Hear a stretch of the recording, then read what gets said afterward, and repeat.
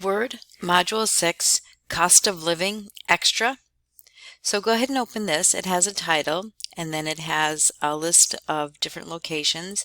There are no column headings, but we'll adjust that. But right now we look at it and it's just set off by tabs. You can see the tab sets in the ruler, but it probably would be easier on the eye to read in a table. So if you select all of the information, the data, and then click Insert and then select Table, there's actually a feature that you can convert it from text to table. And once you do that, it already knows that there's 5 columns and 29 rows, and then click OK. And then just click, while it's still selected, go to Layout because they're very, very narrow, and let's increase it to 0.4. Then click in your first cell, and we actually want to choose Insert Above so that we can type column headings. So go ahead and fill in your column titles, and then I will select column 1, and usually you make the font a little bit bigger, not too big and bold, and if you decide you want to change the font color, you can. And sometimes you do the shading for column headings. So if you want to select a shading, which is not highlighting, it's the tipped over paint bucket, and you can select a shading. And I think it would look better in layout if we were to center the titles.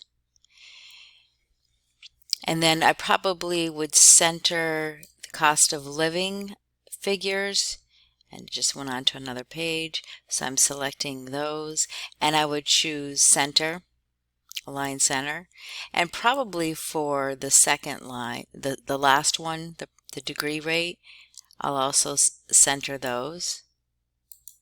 And then for both income and house cost, I'll select both of them, and just so that the numbers are aligned, I would choose align center right.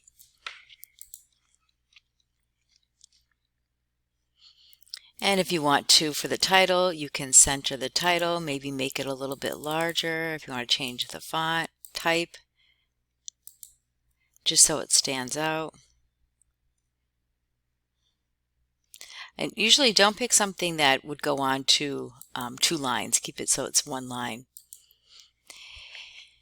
And then down at the bottom, if you want to insert a column below, a row below, click the Insert control, and we can actually get totals of these columns. So if you want to type total here, and I'm going to alignment center, or actually put it align center so it's in the middle there.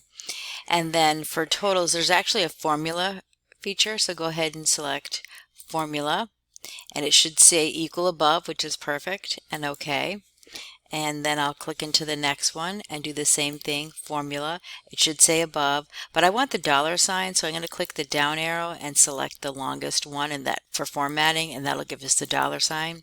Also gives us decimal, so you can tab and do the same thing for this one, and the $sign,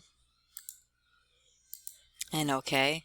And then if you want, so on this one, instead of a sum, how about an average of the percentage? So if you click the formula button, instead of it saying sum, I'm going to change it to average. So it should be equals average parentheses above times 100.